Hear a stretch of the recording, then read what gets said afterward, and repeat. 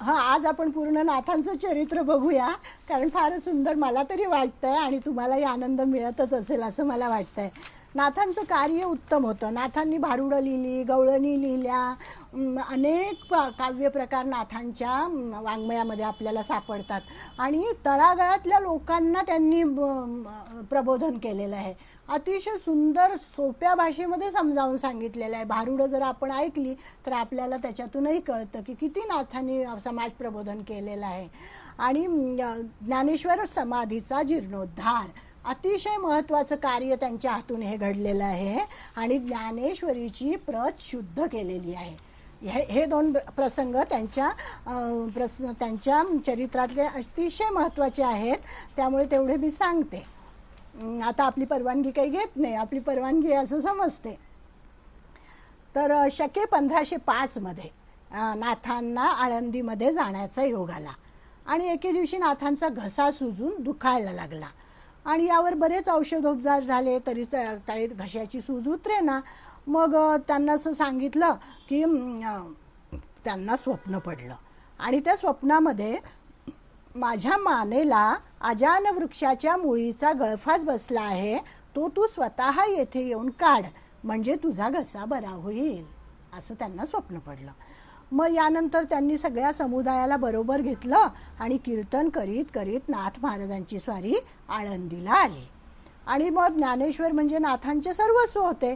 ज्ञानेश्वरीचा ते अभ्यासच करत होते अत्यंत बारकाईने. ज्ञानेश्वरीतील तत्त्वज्ञानाच्या खुणा नाथांच्या भागवतात स्पष्टपणे आपल्याला दिसतात. आणि नाथांच्या कालखंडात परकीय आक्रमणं भरीत झालेली होते आणि त्यामुळे लोक ज्ञानेश्वरांना विसरून गेले होते आणि लोकांना पुन्हा एकदा ज्ञानोबांची आठवण करून देणे अगत्याचे होते आणि म्हणून हा स्वप्नदृष्टांत त्यांना झालेला होता. म्हणजे ज्ञानेश्वरीचं तत्त्वज्ञान लोक विसरून गेले होते आणि नाथांना याची पूर्ण जाणीव होती आणि म्हणून मग ते आळंदीला आले. मग तिथे अतिशय जंगल झाले होते. म्हणजे आत्ता जे आपण मंदिर बघतो ते सगळं जंगलामध्ये झाकून गेलेलं होतं आणि मग तिथे वाट काढत काढत त्या समाधीच्या विवराचं तोंड शोधून काढलं नाथ महाराजांनी. बाकीच्यांना सगळ्यांना बाहेरच ठेवलं आणि ते स्वतः आत गेले आणि मग ज्ञानेश्वरांच्या गळ्याला लागलेली अजान वृक्षाची मुळीसुद्धा त्यांनी दूर केली आणि ज्ञानेश्वर आणि एकनाथ यांची त्या ठिकाणी भेट झाली. कशी झाली असेल याची कल्पनाच आपण करू शकत नाही. म्हणजे ज्ञानेश्वर महाराजांची समाधी संजीवन आहे, आपल्याला माहिती आहे. त्यामुळे त्यांना चैतन्याचा पुतळा आपण असं म्हणतो आणि तो नाथांनी जे वर्णन केलं बाहेर आल्यावर की त्या ज्ञानेश्वर महाराज त्या ठिकाणी त्यांना कसे दिसले, तर पद्मासन घालून बसलेली अशी मूर्ती त्यांना त्या ठिकाणी दिसलेली आहे. आणि बाहेर आल्यानंतर मग त्यांनी अभंग लिहिलेला आहे. कैवल्याचा पुतळा प्रगटला भूतळा, चैतन्याचा जिव्हाळा तो ज्ञानोबा माझा. कसा दिसला मला माझा ज्ञानोबा, असं त्यांनी अतिशय सुंदर असं ज्ञानोबांची स्तुती केलेली आहे. म्हणजे इतिहास असं सांगतो की ज्ञानेश्वरांची समाधी शोधायला नाथांना जंगलात हिंडावे लागले. या गोष्टीवरून त्या काळामध्ये परकीयांच्या आक्रमणाने गावेच्या गावे आणि तीर्थस्थाने कशी उद्ध्वस्त झाली होती यावर स्पष्ट प्रकाश पडतो आणि आपल्याला हे लक्षात येतं. आणि आळंदी हे त्या काळातील अत्यंत नावाजलेलं असं तीर्थक्षेत्र होतं. सिद्धेश्वर मंदिरातील स्वयंभू शंकराला वंदन करण्यासाठी अनेक भक्तगण त्या ठिकाणी येत असत.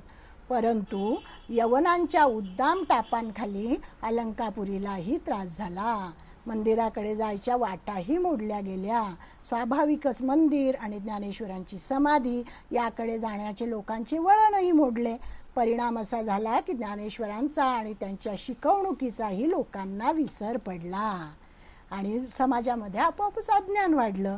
आणि म्हणून नाथांचं हे फार मोठं कार्य आहे की त्यांनी समाधीचा जीर्णोद्धार केलेला आहे. आणि एकनाथ महाराजांना मराठीतले पहिले संशोधक म्हणतात आणि संपादक म्हणतात, कारण ज्ञानेश्वरीची प्रत शुद्ध केलेली आहे त्यांनी.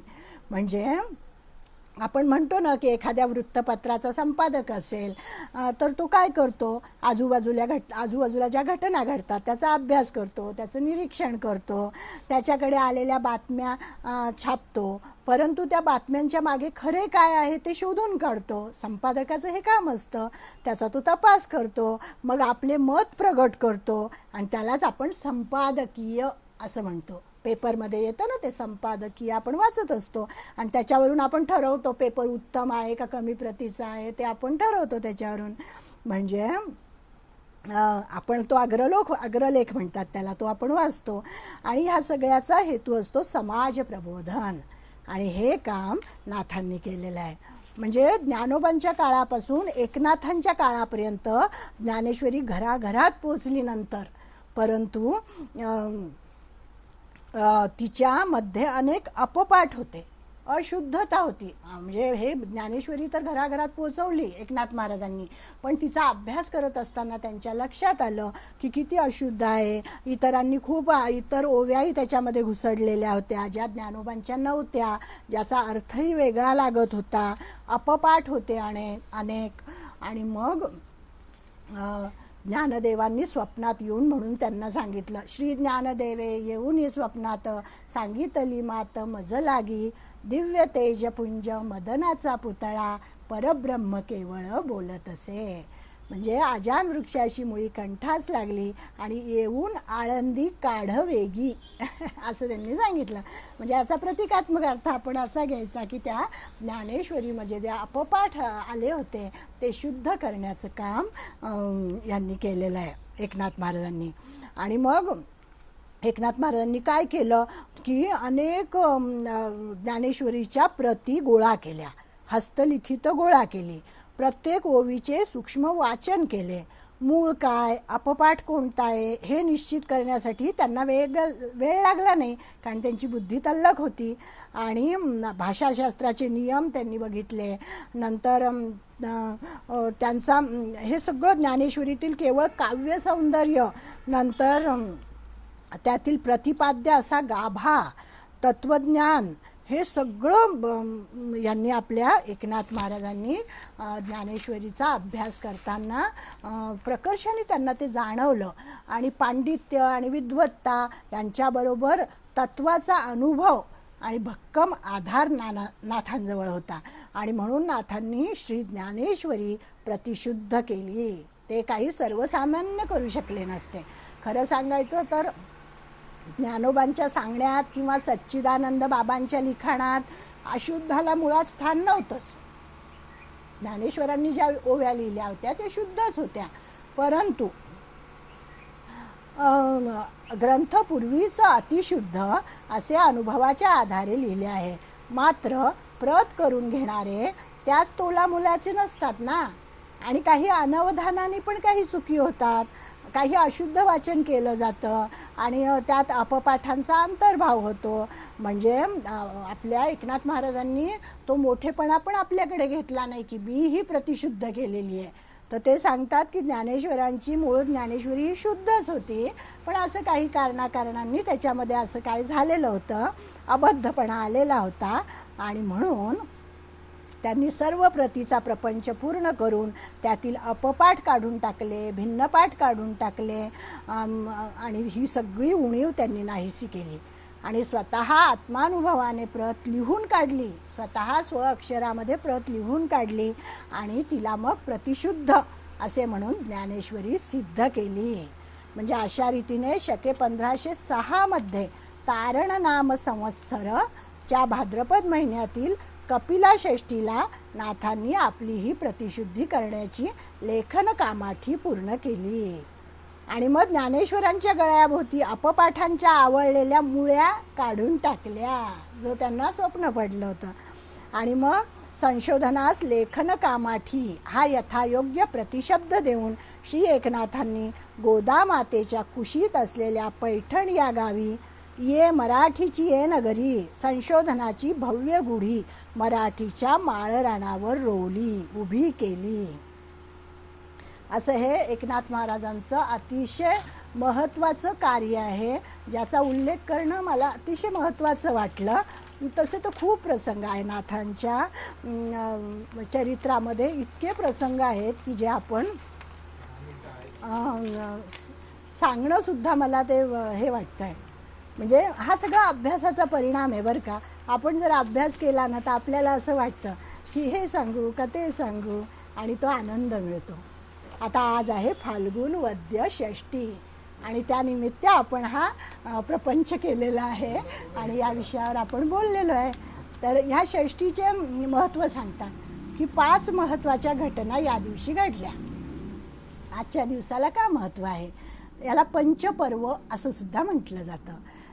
तर नाथांचे गुरु होते जनार्दन स्वामी, आपल्याला सांगितलं मी. मग हे जनार्दन स्वामी यांचा जन्म या दिवशी झाला, फाल्गुन वद्य षष्ठी या दिवशी नाथांच्या गुरु जनार्दन स्वामींचा जन्म झाला. दुसरी घटना काय घडली की स्वामींना दत्तात्रयाचं दर्शन झालं आणि अनुग्रहही याच दिवशी मिळाला त्यांच्या गुरूंना. तिसरी गोष्ट काय झाली, नाथांना स्वामींचे प्रथम दर्शन याच दिवशी झालं, म्हणून हा षष्ठीचा दिवस त्यांना महत्त्वाचा वाटतो. आणि नाथांना त्यांच्या गुरूंकडनं अनुग्रह याच दिवशी मिळाला.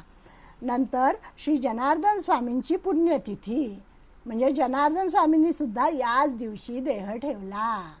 आणि 5वी महत्त्वाची गोष्ट म्हणजे श्री एकनाथ महाराजांनी सुद्धा याच दिवशी जलसमाधी घेतली. अशा ह्या 5 गोष्टी या दिवशी घडलेल्या आहेत, आणि म्हणून याला पंचपर्व असं म्हटलं जातं. आता कुठल्याही संतांचं चरित्र जेव्हा आपण अभ्यासत असतो तेव्हा शेवट हा येणारच. शेवट काय घडला, नाथांनी समाधी कशी घेतली, त्याचं थोडंसं वर्णन बघूया आणि मग आपण थांबूया. तर नाथांचा वृद्धापकाळ आला. अनेक घटना घडल्या त्यांच्या आयुष्यामध्ये. ज्या घटना घडल्या त्याचा आपण जेव्हा मी बऱ्याचशा गोष्टी तुम्हाला सांगितलेल्या आहेत बघा, की जेव्हा जेव्हा नाथांनी महाराच्या पोराला उचलून आणलेलं आहे, गाढवाला पाणी पाजलेलं आहे, अनेक गोष्टींचा उल्लेख या ठिकाणी आहे. राणू महार होता एक, त्याच्या घरी जेवायला गेलेले आहेत. नंतर हरिपंडित म्हणून त्यांचा जो मुलगा होता त्याचंसुद्धा गर्वहरण केलेलं आहे. एक वडारी जोडपं त्यांच्या इथे आलेलं होतं. ते म्हणे असं एक वडारी जोडपं होतं म्हणे, आणि नाथांच्या घरामध्ये अनेक कीर्तनं चालायची. तर रात्रीच्या वेळामध्ये ते बिचारे दिवसभर कष्ट केलं आणि मग नंतर ते नाथांच्या वाड्यात चला बुवा आता कीर्तन ऐकू म्हणून येऊन बसले. आणि मग ते कष्टकरी बिचारे, त्यांना ते कीर्तन ऐकता ऐकता झोप लागून गेली. आणि एवढी गर्दी होती की ते सरकत कधी नाथांच्या शयनकक्षामध्ये गेले त्यांनाच कळलं नाही. आणि मग तिथे त्या नाथांच्या पलंगावर मंचकावर ते झोपले वडारी कुटुंब. आणि मग नंतर त्यांना काही नाही, झोप येते. आणि इकडे कीर्तन संपलं. कीर्तन संपल्यानंतर सगळे लोक घरी जायला लागले आपले आपले. आणि मग त्यांचा जो सेवक होता, उद्धव होता, त्यांनी सगळ्यांनी बघितलं तर नाथांच्या मंचकावर कोणीतरी झोपलेलं त्यांना दिसलं. आणि मग ते एकदम त्यांना उठवणार होते, अरे उठ कोण झोपलाय. नाथांनी बघितलं आणि ते म्हणाले अजिबात उठवू नका, त्याच्यामध्ये माझ्यामध्ये जो परमेश्वर आहे तोच त्याच्यामध्ये आहे. आणि म्हणून त्या जोडप्याच्या अंगावर पांघरून घातलेलं आहे नाथांनी. त्यांना रात्रभर तिथे झोपू दिलं आणि नाथ बाहेर झोपलेले आहेत. म्हणजे असं त्यांचं वागणं होतं नाथांचं. आणि दुसऱ्या दिवशी जेव्हा हे कुटुंब एकदम जाग आली पहाटे त्यांना, आणि हे काय आपल्या हातून घडलं, ते लोटांगण घालायला लागले नाथांना की चुकलं बरं का आमचं, आम्हाला कळलंच नाही की आम्ही इथे कधी आलो वगैरे. तर नाथांनी त्यांना अतिशय दिलासा दिलेला आहे, त्यांचा सत्कार केला. त्यांना सांगितलं की तुम्ही स्नान करा, जेवण करा.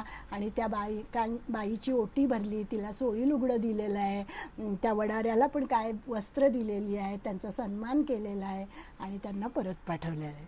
म्हणजे असं नाथांचं वागणं होतं. गाढवाला प्राणदान दिलेलं आहे तर आपल्याला माहितीच आहे. एका वेश्येचा उद्धार केलेला आहे नाथांनी. चोरांचा सुद्धा, चोरी करायला आलेल्या चोरांचा सुद्धा सत्कार करून त्यांना पाठवलेलं आहे. अशा अनेक गोष्टी नाथांच्या चरित्रात आहे. आणि मग हळूहळू काय झालं, नाथांचा वृद्धापकाळ आला. आणि मग वृद्धापकाळ आल्यानंतर शके 1521चा फाल्गुन मास उगवला आणि नाथांनी आता आपण लवकरच देह ठेवणार आहोत असं त्यांनी जाहीर केलं. मग त्यांना संसारामध्ये काही रस नव्हता. अतिशय उत्तम संसार तर त्यांनी केला, परंतु कसा केला? अनासक्तीने केला. आणि गृहस्थाश्रमामध्ये शिरल्यापासून संसार पाशा कधी त्यांना नव्हताच. त्यामुळे त्यांनी जाहीर केलं. म्हणजे आपणच स्वतः आपल्या मृत्यूची बातमी सांगायची म्हणजे केवढं धैर्य लागतं त्याला, ते त्यांच्याकडे होतं. आणि चहूकडचे हजारो लोक नाथांच्या दर्शनाला येऊ लागले. नाथांची वाड्यामध्ये कीर्तनं झाली, नामसप्ताह सुरू झाले, पैठण नामघोषाने दुमदुमून गेले. फाल्गुन वद्य षष्टीचा दिवस उगवला, म्हणजे आजचा दिवस. मग नाथांनी गुरुपूजा केलेली आहे, ब्राह्मण भोजन केलेलं आहे आणि आता आपण देह ठेवणार असं त्यांनी स्वमुखाने बोलून दाखवलं. खरं तर नाथांची प्रकृती निर्दोष होती, कुठेही दुखत खुपत नव्हतं. हजारो लोक नाथांच्या सांगण्यावरून वाळवंटात जमले. नाथांनी शेवटचे कीर्तन त्या ठिकाणी केले आणि नाथाच्या मुखातील अमृताक्षरे ऐकण्यासाठी सारा समाज तल्लीन होऊन ते ऐकत होता. मग आरती झाली, खिरापत वाटली गेली, नाथ गंगेमध्ये उतरले. त्यांनी स्वस्थपणाने स्नान केले. कायेने, वाचेने, मनाने, कोणत्याही इंद्रियाने त्यांनी पाप असं केलेलंच नव्हतं. जागृतीमध्ये म्हणा, सुषुप्तीमध्ये म्हणा, कोणाबद्दल वाईट कधी चिंतलंच नव्हतं. आणि त्यामुळे त्यांचं देहावसान जवळ आलं तरीसुद्धा त्यांच्या चित्तामध्ये यत्किंचितही गडबड उडाली नाही. आपल्याला काय होतं, जेव्हा आपण सर्वसामान्य, आता मला काही तो अनुभव नाही आहे, पण इतरांचं ऐकतं किंवा हे ग्रंथ वाचूनच सांगते तुम्हाला की जेव्हा देहावसान जवळ येतं तेव्हा म्हणे सगळे आपण आतापर्यंत जे घडलेलं आहे त्या चुका आपल्याला आठवतात, आपले दोष आपल्याला आठवतात आणि मरणसमयी यातना होतात. आणि म्हणून आपलं आचरण शुद्ध पाहिजे की मरणसमयी आपल्याला भगवंतच आठवला पाहिजे, म्हणून सतत त्याचं नाव घ्यायचं असं आपल्याला संत सांगतात. आणि नाथांचं वागणं कसं होतं, जन्मभर हरी वाचून आत काही ठेवलंच नव्हतं. आत हरी बाहेर हरी, हरीने घर कोंडिले, असं त्यांचं वागणं होतं. आणि मग हरी वाचून मरणसमयी तरी दुसरे काय त्यांना स्मरणार, अथवा नाथांच्या देहावसानाला मरण तरी कसं म्हणायचं, असं म्हटलं यांनी की लोकव्यवहार म्हणून आपण त्याला मरण म्हणू, पण नाही, नाथांची ती समाधीच होती. ते मरणही म्हणजे नाथ मरणाच्याच आधी मरून गेले होते. देवगडावर गुरुसेवेत असतानाच नामस्मरण त्यांनी गुरुपदी वाहिले होते. जन्म मरण ज्या वासनात्मक लिंग देहाच्या मागे लागलेले असते तो लिंग देह त्यांचा मागेच भस्म होऊन गेलेला होता. म्हणजे आता उरलो उपकारा पुरता, असं जे आपले तुकाराम महाराज म्हणतात तेच यांच्या बाबतीत होतं. आणि पैठणात किंवा पृथ्वीवर कोठेही कोणाही मनुष्याचे कल्पनेने सुद्धा ज्यांनी अहित केले नव्हते असे हे नाथ होते.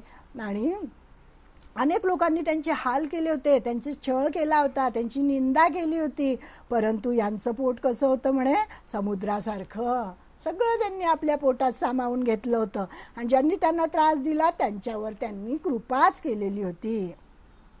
म्हणून त्यांना नाथ असं म्हणतात. नाथ का म्हणतात, जो आपल्याला सांभाळतो, म्हणून एकनाथ. त्या अर्थाने त्यांचं नाव किती योग्य होतं. म्हणजे असा हा भूतदयेचा वल्लभ म्हणजे हे नाथ होते.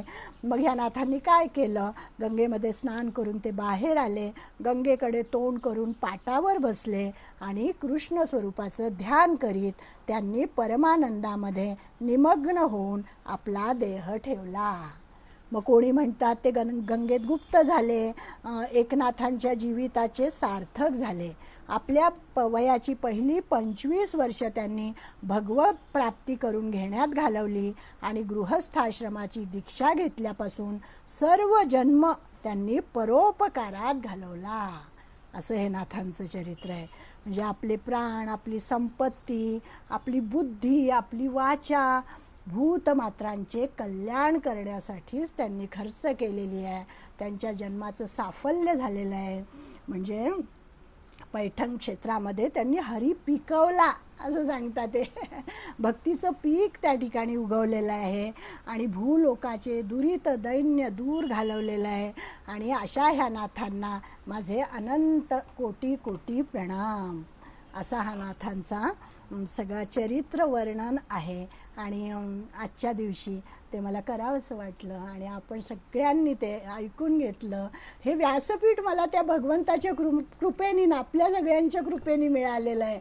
त्यामुळे मनात आलेलं सगळं या ठिकाणी मला संतांबद्दलच बोलायला आवडतं आणि ते सगळे तुम्ही ऐकता. आपल्या रेवतीताई अगदी वेळेवर लिंक पाठवून आपल्याला मदत करतात, त्यामुळे त्यांना धन्यवाद. आपण सगळ्याजणी छानपैकी ऐकायला जमतो, त्यामुळे तुम्हाला सगळ्यांना पण धन्यवाद आणि वारंवार नाथांच्या चरणी प्रणाम करते आणि या ठिकाणी मी माझ्या वाचेला विराम देते. ओम तत्सत् श्री कृष्णार्पणमस्तु. श्री एकनाथ महाराज की जय. श्री भानुदास महाराज की जय. सब संतन की जय. ओम तत्सत् श्री कृष्णार्पणमस्तु.